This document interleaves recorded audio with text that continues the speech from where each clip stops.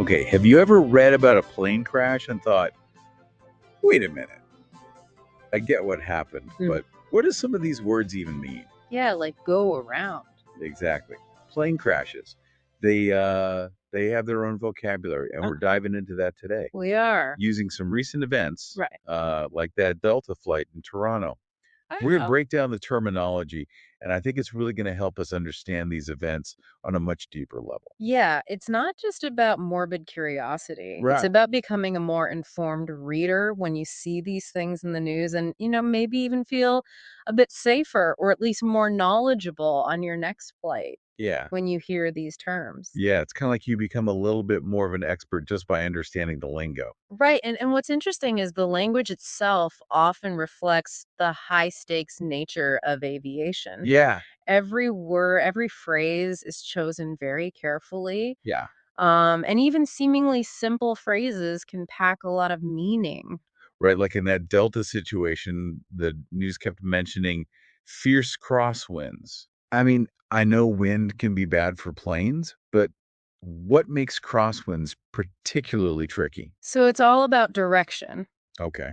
Imagine you're trying to land a plane on a runway, but you have this strong wind pushing you sideways. Oh, wow, yeah. That's essentially what a crosswind is. And in the case of this Delta flight, they were hitting a whopping 64 kilometers per hour. Oh my gosh. The reports describe the pilots as fighting against these winds, Right, and that really helps you visualize right. the struggle they face trying to get that plane down I safely. was gonna fighting against that's a really interesting choice of It words. is. It makes it sound like an active battle, not just hearing a plane. Oh, Exactly. yeah. Exactly. It really emphasizes the skill of the pilots Right? and the tremendous effort involved in maintaining control amidst these really powerful forces. It's so true. Sadly, despite their best efforts, one of the wings clipped the ground.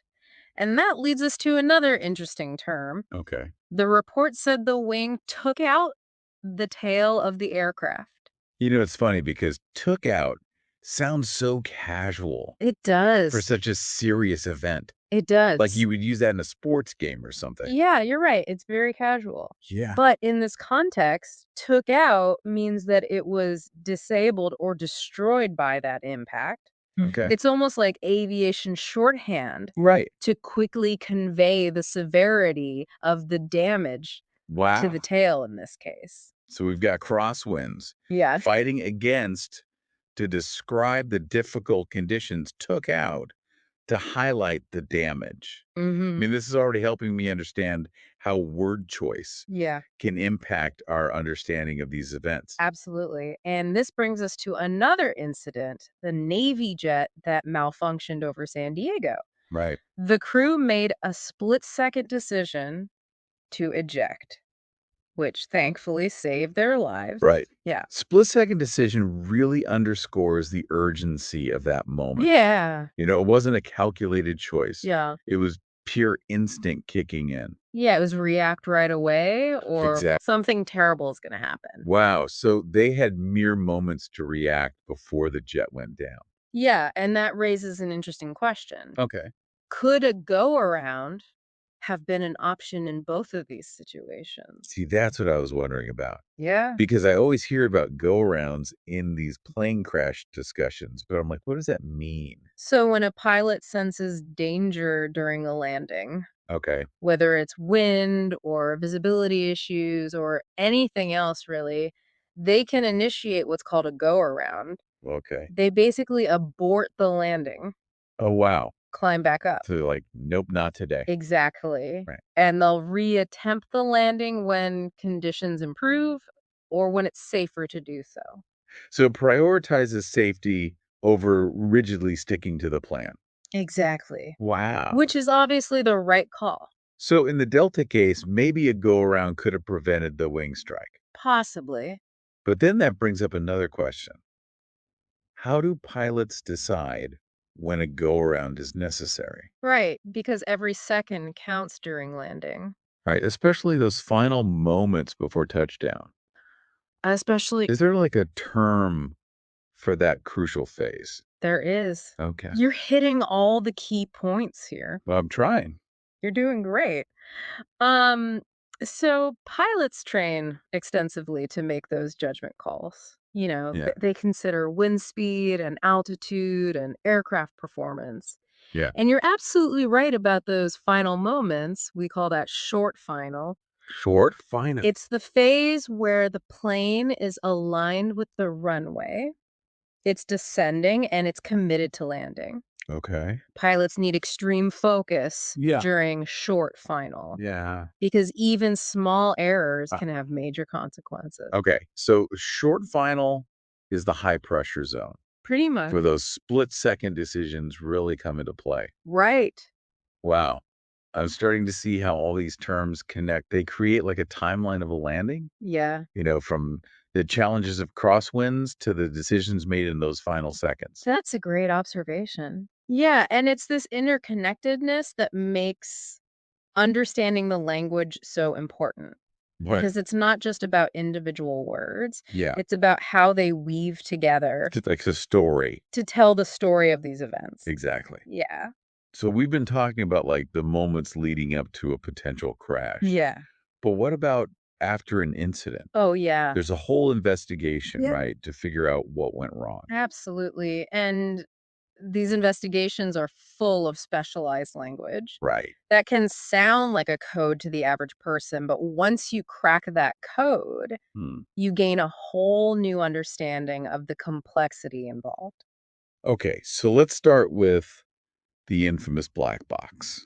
Okay. I mean, it's mentioned in pretty much every plane crash investigation. Yeah, it's always. But I gotta admit, I'm not exactly sure what it is. It's actually a bit of a misnomer. Okay. The black box is neither black nor a box. Oh, really? It's usually bright orange to help with recovery, Yeah. and it's more like a heavily protected cylindrical recording device. Okay, so not what I pictured, but what does it actually record? So it has two main components, Okay. the cockpit voice recorder and the flight data recorder. Okay. The cockpit voice recorder captures all the conversations and sounds in the cockpit, Wow. which gives investigators really crucial insights into what the pilots were doing and saying leading up to the crash. That sounds like a gold mine of information. Oh, it's incredibly valuable. Yeah. So it can help determine if there were communication issues, Right. signs of panic, or any external noises that maybe played a role. Exactly. The flight data recorder, on the other hand, what does that do? That tracks a ton of different parameters: Okay. altitude, speed, heading, even engine performance. So it's like a detailed log of everything the plane was doing throughout the flight. Exactly. Oh my And God. by analyzing this data, investigators can reconstruct the plane's flight path, Right. identify any anomalies, Wow. and get a really clear understanding of what happened. It's amazing how much information these black boxes hold. Yeah, it's remarkable. It's like unlocking secrets from the past. They really are time capsules. Yeah. They provide really important clues for investigators to piece together the story of what happened. Now, another term that always comes up in these investigations is air traffic control. Mhm. What exactly is their role? They're like the unseen guardians of the skies. Okay. They direct aircraft movements, Right. make sure planes stay safely separated, Okay. and they provide guidance to pilots, especially during takeoff and landing. So they're the ones constantly communicating with pilots, Yeah, giving them instructions and clearances and stuff. exactly. Their communication is vital for maintaining order and safety, especially in busy airspace. Right. So, after a crash, investigators will very carefully review all of the communication between the pilots and air traffic control. Looking for any miscommunications or missed instructions Exactly, searching for any clues that might point to a breakdown in communication or procedural errors. that might have contributed to the incident. Right. It sounds like a very detailed process. It's incredibly detailed. Yeah. Yeah, requires a lot of expertise and a sharp eye for detail to connect all the pieces. Speaking of connecting pieces, I've heard the term human factors mentioned in these investigations. Yeah. What does that even encompass? So, human factors Yeah. is a broad term Right. that looks at the role of human behavior and limitations in these incidents. Okay. So it goes beyond just technical malfunctions Right. and considers things like pilot fatigue, stress levels, and decision making under pressure. So it's acknowledging that pilots are human Yeah.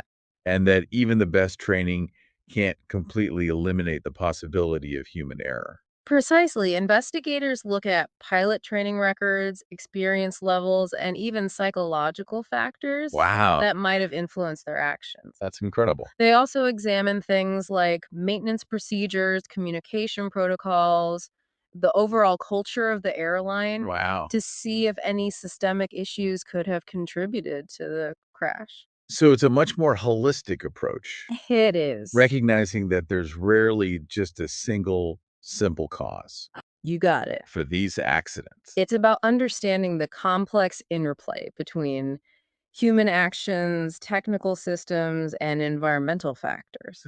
This is all so fascinating, but also a little sobering. It is. It really highlights how much goes into keeping us safe in the air Right. and how even small mistakes can have tragic consequences. It's a reminder that aviation safety relies on this delicate balance of technology, human expertise, and a constant drive to learn and improve.